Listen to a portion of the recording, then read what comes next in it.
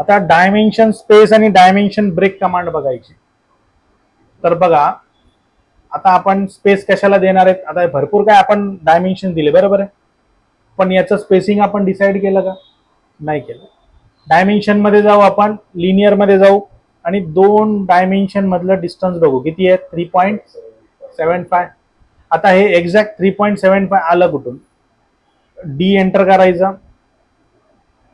Modify मध्ये जायचं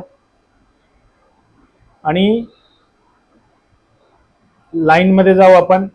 ठीक आहे, इथे काय ऑप्शन आहे? बेसलाईन स्पेसिंग किती आहे?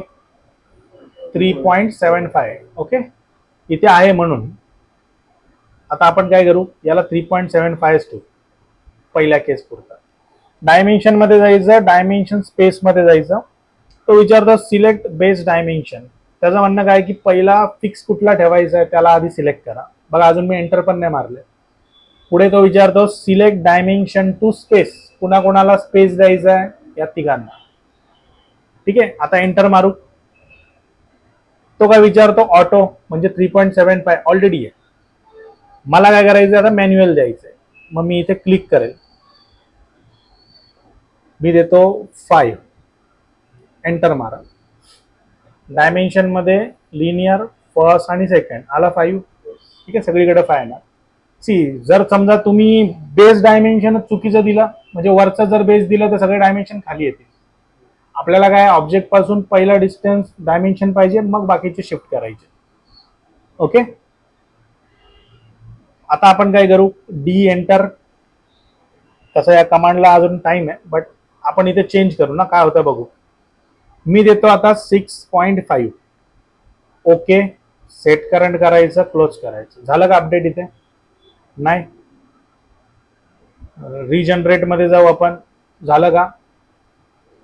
आपण किती दिलं होतं? बरोबर आहे.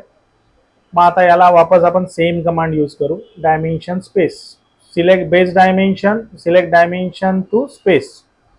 एंटर मारा. आता आपण व्हॅल्यू नाही टाकायची. आता आपण कशावर क्लिक करू? ऑटो वरती. ठीक आहे, आता चेंज झालंय की नाही बघू. चेंज नाही झालं. D enter, modify, baseline spacing 6.5.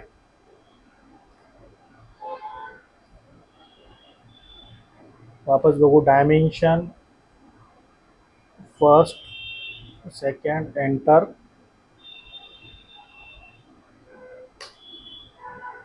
नाही होत, काहीतरी प्रॉब्लेम आहे. ऍक्च्युली हे ऍडजस्ट व्हायला पाहिजे 6.5 ने. ठीक आहे, माहिती. आपण तुमच्या सिस्टम मध्ये एकदा करून बघा. Next dimension break. आता या कमांडची कधी गरज पडली नाही पाहिजे तुम्हाला, पण समजा कधी कधी काय होणार आहे, जसं ऑब्जेक्टच असा असतो की त्याला तुम्हाला डायमेन्शन काय करावं लागेल? क्रॉस करावंच लागणार. बरोबर आहे. सी एक लक्षात ठेवा, मला आता याला अलाइन करायचं ना डायमेन्शन, तर इथे क्लिक नाही करायचं हवेत. कर्सर आहे ना या डायमेन्शनच्या लाईनवर क्लिक करायचं, बरोबर अलाइन होते. ठीक आहे, आता काय होतं, त्या दोन कमांड तर आपण यूज करू, पण जेव्हा मॅन्युअली करायला जाऊ तेव्हा आता बघा इथे असं वाटतंय स्टेपवाला ऑब्जेक्ट दिसतच नाही मला, काय डायमेन्शनच्या लाईन्स भरपूर दिसतात. मग असं नको व्हायला, त्याकरता डायमेन्शन मध्ये डायमेन्शन ब्रेक आहे. इथे तो विचारतो सिलेक्ट डायमेन्शन टू ऍड और रिमूव्ह ब्रेक. आता हे डायमेन्शन आपण नंतर बनवलेत, यांना ब्रेक करायचंय. बरोबर आहे, क्लिक. 3 ऑप्शन आहेत, ऑटो, मॅन्युअल, रिमूव्ह. पहिला आपण बघू ऑटो. झालं ब्रेक. आता बघा हे डायमेन्शन पण ब्रेक करावं लागेल. इथे ऑटोमॅटिक ब्रेक झालेलं आहे. याला आपण मेजर करू. इथेही किती व्हॅल्यू आहे? 3. बरोबर आहे. D enter, modify, dimension break कुठे गेला? डायमेन्शन ब्रेक सिम्बॉल्स एरोच्या मध्ये डायमेन्शन ब्रेक किती आहे? 3.75. ठीक आहे, आता मी याला 5 करतो. Okay, set current, close. ठीक आहे, हा डायरेक्ट अपडेट होणार नाही. काय बोलतो? ऑटोकॅड मध्ये फरक पडलाय की काय? ठीक आहे. ऍक्च्युली असं व्हायला नको. Dimension, dimension break, select dimension. आता समजा रिमूव्ह करायचं तर रिमूव्ह करा, झालं. Again enter, select dimension to break, sorry,